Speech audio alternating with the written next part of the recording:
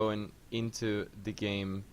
There it is, 10 out of 10 are in. Now we just need to ready up, and that's pretty much it. Cast is already, as Nick says, and we already show it. Again, that ugly Uther, I really dislike it. It's so bad. It's not even funny. Yes, the infamous Dexter Uther, spoiler alert, coming out there. The Lumberjack Uther, that is. So, yeah, definitely. I don't know, man. I kind of like the skin, but it's not Really? as flashy as the other ones. It's got the I don't know, the hilarity factor to it, but I don't know. Well, It's pretty silly. at least the undead look in Mafia, that's still the original design, but I don't know, everything else, like the Uther models. Blizzard came up with some pretty crazy stuff, I have to say, that is, I don't know, really butchering the heroes as such as we know them. I mean, many people like the game as such because they can play around in a MOBA version of their original heroes, maybe from World of Warcraft, StarCraft, Diablo, or anything before that. I don't know. Some of the models are pretty crazy. Like the Candyman Muradin. That stuff is crazy. Oh, I actually love it. It allows the artists at Blizzard to just kind of unleash their creative potential. And yeah, man, I love this game. I love the direction Blizzard is taking it. But let's set that aside for now. We're getting into Game 1 here between Team Stigma and Team Dignitas. Game 1 here on Cursalo. It's going to be a kind of double healer, possible wombo combo composition versus a more rotational style, kind of sustained style Vikings composition with that double global presence. We'll have to see which team is able to be successful here. Yep, we have to see what's happening. First of all, we have to load in, and I hope I have the sides correct.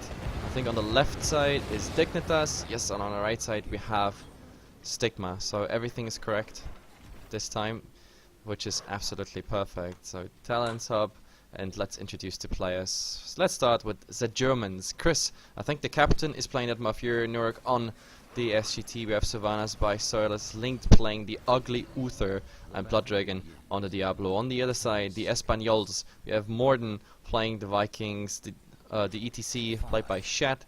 We have Redex, Thunder, and Kren here on Vala, Tassadar, and Brightwing going to the bottom lane. At the moment, it doesn't look like any clash in the mid or at some watchtower.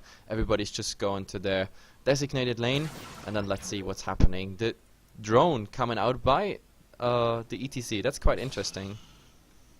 Yeah, definitely really good on this map, but we do have that Sylvanas tri-lane in the top here for Team Dignitas, and we have only the Lost Vikings to match that, so I feel like Team Stigma is going to have to rotate some heroes up there to deal with such a strong pushing lane.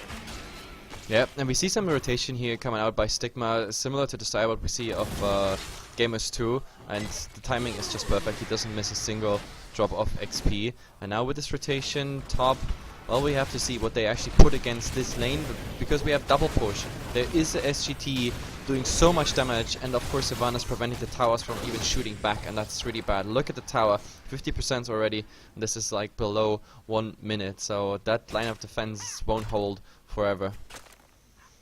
Yeah, I feel like they might want to rotate Tassadar up here, but Team Stigma pushing them back just a little bit, trying to clear that wave, but they're going to be a little bit hard-pressed here, and Tassadar is finally now coming up here, so to help against that scary push.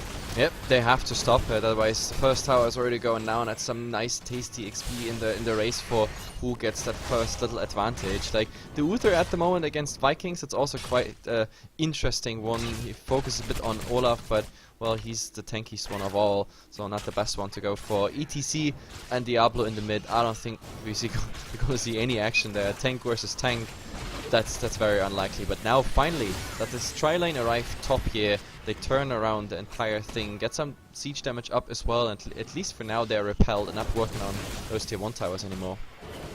So I just want to talk a little bit about talents here. We do have Resistant coming out from Narak, the Sergeant Hammer of Team Dignitas. This is kind of a tell that he might decide to go for a graduating range or hover siege mode at that level 16 mark, but we are having the first tribute of the game spawning as Team Dignitas' Sylvanas is actually going for the siege giants here. Yep, I mean, it's a relatively good timing when the tribute comes up, but I think he could have gone like 10 seconds earlier, so the Ogres are already on the way while the tribute fight is going on. The tribute is spawning right now, and at the moment the better position is definitely for Stigma. Look at Redix, he's already channeling it, nobody's gonna interrupt it, it seems. Nope, they just accept this one as it is. I mean, there's soon to be the next one, I guess, and it's all good. But look at Blood Dragon at the moment. ETC trying to block him off a tiny bit here. The Vikings with some micro try to help there in mid, but obviously you can't really kill him. And of course Olaf.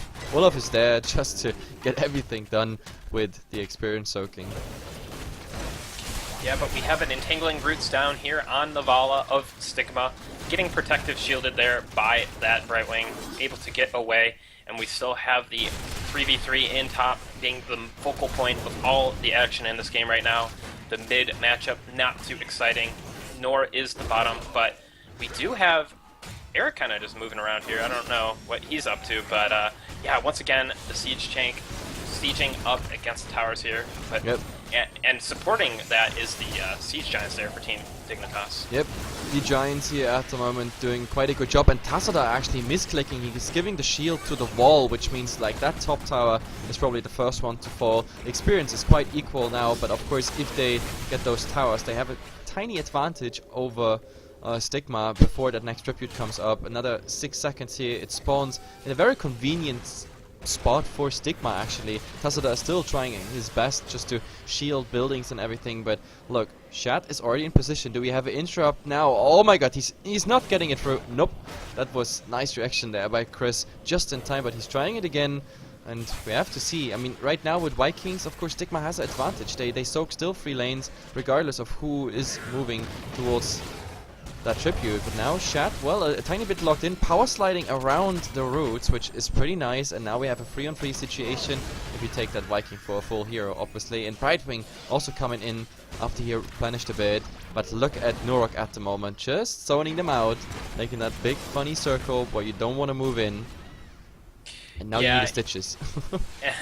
Exactly, but Team Stigma really just soaking that triple lane and trying to just deny Dignitas from gathering the tribute, but it looks like they're almost gathering it themselves, this being such an advantageous position for them for this tribute spawn.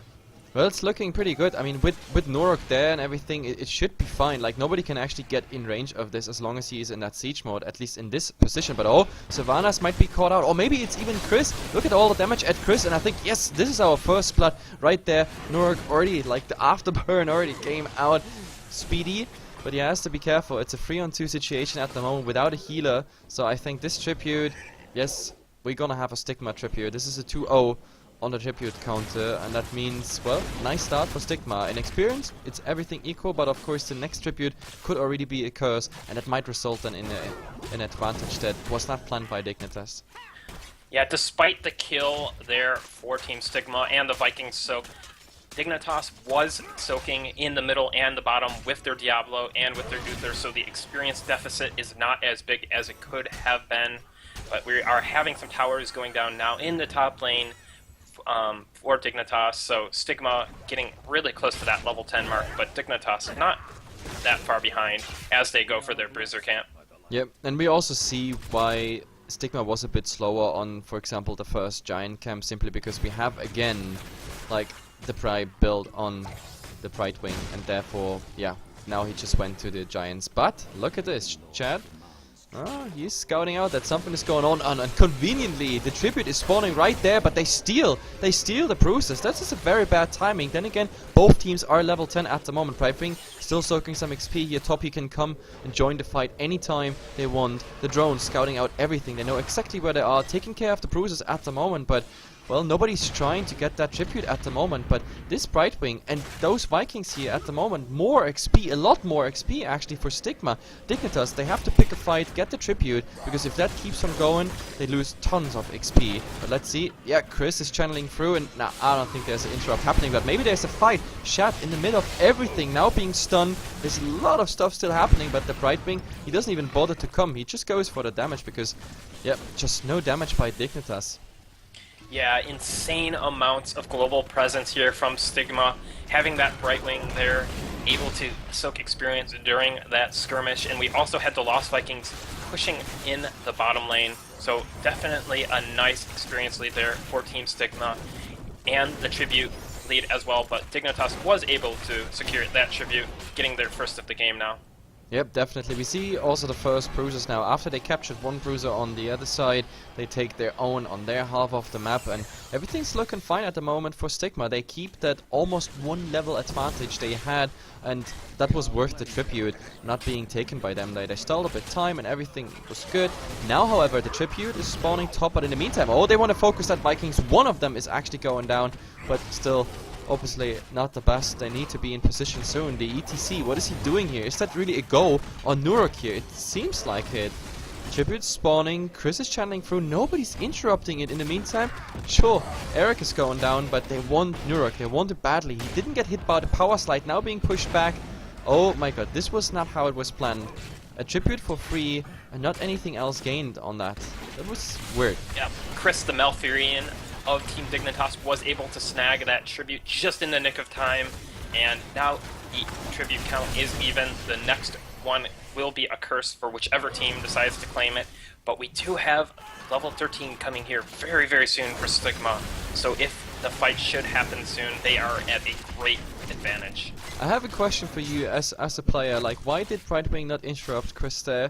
I mean, he could have suspected that there are maximum 2, or that he's even alone, because all the others they showed on the map. So Stigma could have stalled a lot more time instead of just giving that tribute away, and the experience that Brightwing would have lost in lane was not that great, I think. He almost interrupted it. I guess it was just a little bit of lack of focus there. He definitely was in that top lane in position to go for interrupts, but maybe just being a little bit too wary, despite the fact they had a lot of intel. But yeah, definitely maybe a little bit of misplay there, but we now have that level 13 tier for both teams. And we were talking about the heroic abilities a little bit. We do have Lightning Breath in this game, we do have Tranquility and Divine Shield, so a little bit more of a sustaining setup there for Team Dignitas. But look at this now. I mean, the 2-on-2 situation, which Stigma is pretty much responsible for. Now this might actually turn out, but Chris dying here before the fight even starts. This is really bad. So far, well, Uther helped him out and did it all. Tranquility just keeping everybody alive now. Actually, Brightwing is the one in trouble, just blinking out. The heal blink helped him there here easily, but of course the tribute is what is interesting. Blood Dragon so far not even part of this fight, and we have to see he's channeling. Redix trying to come in. There's the stage dive, hitting on 2. Nurok, of course, in an awkward position. Nice burst damage here by the Vikings. The Lightning Breath, we were asking in the draft, what is he going for? The Lightning Breath is the answer. The boat already down, but after that, well, it's actually still alive, and then we have more bursts by the Vikings coming, but Chet is in an awkward position. The shield is down. Tassata is really trying to help. We have, oh my god, he's actually going down. The question is now, they can channel it through. Yes, they can actually channel it through and drive Dignitas away from it, which means a curse for the price of ETC. Yeah, and I have to imagine how that fight would have went if Chris did not get caught there, forcing out both Divine Shield and Tranquility from Team Dignitas prematurely. I mean, they weren't looking too bad in that fight, but being down those 2 heroic abilities, such an important factor. And now we do have Team Stigma with that curse onto Team Dignitas, and they are up a full level at this time. Yep, and also look at the bottom line. Like, I mean, not just the curse, even before the fight and everything, those giants, they already marched forward, so that keep is definitely lost. Top keep is now under attack, also being lost while the curse is going on. They're just doing a bit forth and back in the mid, so this curse at the moment working out nicely for Stigma. Still 1 level ahead, nothing really has changed, so despite the relatively bad trades and everything, and also giving a tribute away, Dignitas is holding on. Like, they keep it stable, 1 level behind, it should all be fine, and now they suspect the boss top going on, so doing exactly the same thing might be the right thing to do, but they're relatively slow on it, and that might be a problem here with Chat scouting it out. Top boss being done here, 50%. Are they in time there to do something about it? I don't think so. So Chat This is too risky. Brightwing coming in, and oh, the lightning craft is coming, and he's landing directly on top of the platform. Everybody's like trying to push them out. They're still on it. No winner yet on that boss, and the fight is going. Look at Vala. So much damage, so much AoE damage. No lightning craft for more AoE. They lose the Uther, the boat, doing so much damage. The boss has been claimed, at least for the blue side here. Dignitas gets that achievement through, but they lose 2 for it, 3 even, and now Blood Dragon, I don't think there's a way they get him. Now he's behind the wall. But top, in the meantime, everything's happening here. They get the Sergeant Hammer in the mid just before he reached the gate. But this was really, in summary, then a bad fight for Dignitas. The only cookie there is that boss, but that's it. Yeah, their composition being a little bit too slow at taking that boss, and Team Stigma, having that level 16 talent here, was able to clean up that fight with relative ease, not really losing too much there. And the Grave Golem, while it's going to do a little bit of work for Dignitas, I mean, this is a dead keep here in bottom. And now tell me, even without like the push and stuff is going on, I expect Stigma to actually retreat here. And top, by the way, the Golem did about 80% on that keep, and bottom we only had their Golem doing that, yeah, that tier 1 for it. Either way, Apocalypse versus Lightning Craft. What does the expert say about it? Because I have the feeling that Apocalypse would have been way better in those clutch fights. Well, the thing is, Team Dignitas kind of lacks some damage, and Lightning Breath being pretty good in the damage department, so not really running kind of a wombo combo crowd control chain setup. More of a sustained composition with that Malverian, with that Uther, with the defensive ultimates. So I don't mind a Lightning Breath too much here, but yeah, definitely an interesting comp coming out from Dignitas. Yep, and the next tribute spawns pretty much directly under the watchtower of Stigma, so everything's going their way at the moment. There is a long way Dignitas has to go, but they're coming in. But Vikings claims already the entire thing, so the question is now, do we see a fight? Maybe they get the Viking, or do they commit? Stigma, I mean, they're level 18 versus 16, they might go for it. Here they follow, well, the fat Viking, but he's too tanky. Olaf, diet please. Yeah, just getting that tribute and wanting to back out. They do have ETC in top for Stigma, clearing out those Siege Giants, and I feel that ETC really wants to put pressure on the top lane to put constant threat of that very low hit point keep into danger there. But in the current pace, the biggest problem arising is that level 20 will be pretty much in one level for Stigma, and then Stigma can go for a fight or claim another keep in the base, and then you're 2 lanes down. This is really bad news. Dignitas, they still have yet with their pushing draft a tier 1 keep to claim in top and mid.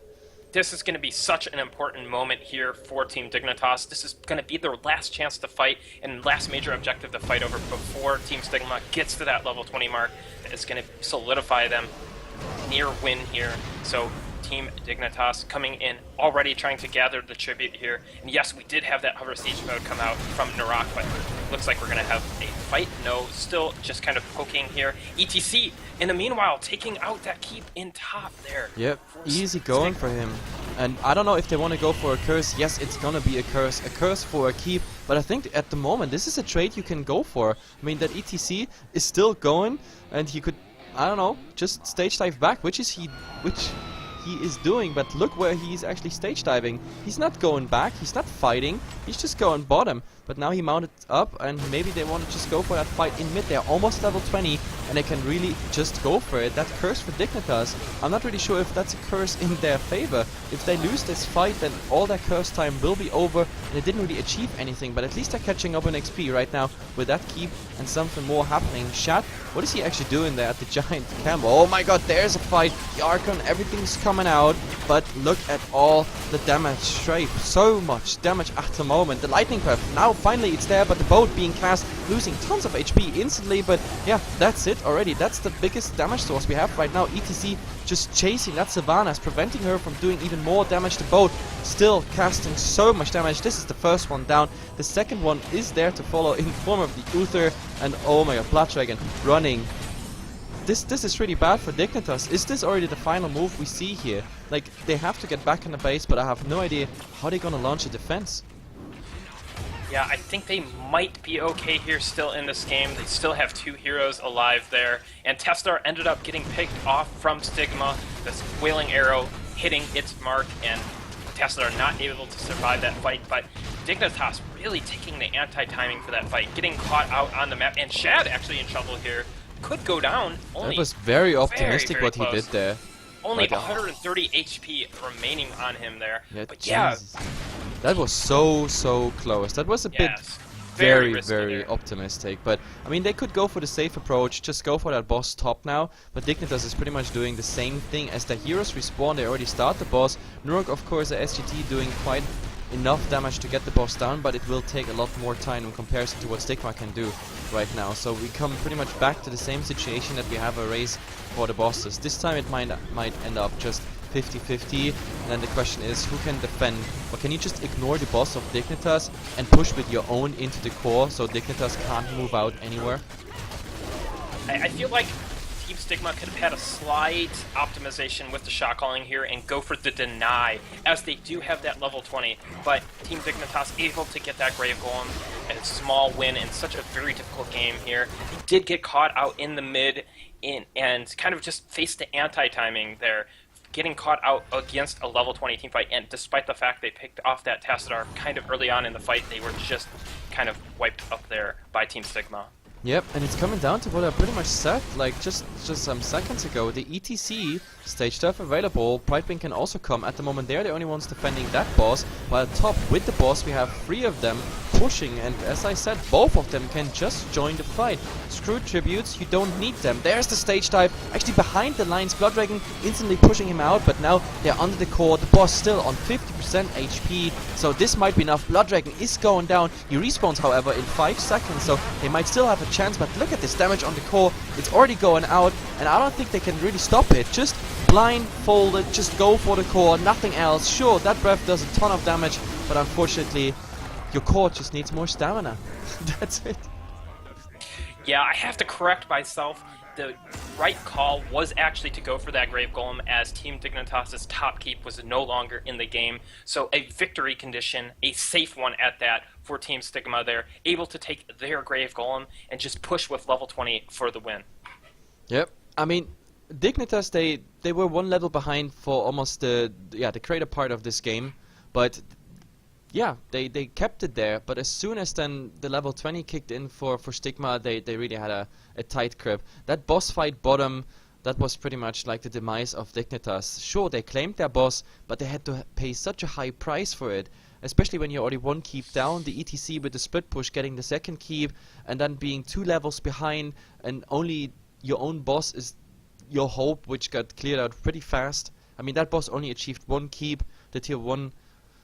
That was pretty much where it went downhill for Dignitas. But it's a best of 3. They have a 2nd chance on this one.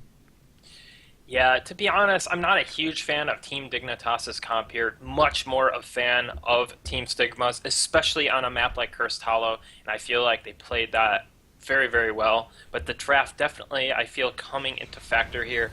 I really don't understand the strategy coming out from Dignitas. Yep. So we have to see, guys. We're gonna be right back 2 minutes, and then game number 2 will come out. Stigma at the moment seems like the stronger team, but then again, it came true what we said in the draft, that we were like question mark about Dignitas' damage. It just didn't feel good enough, and also the push combination Savannah's SGT.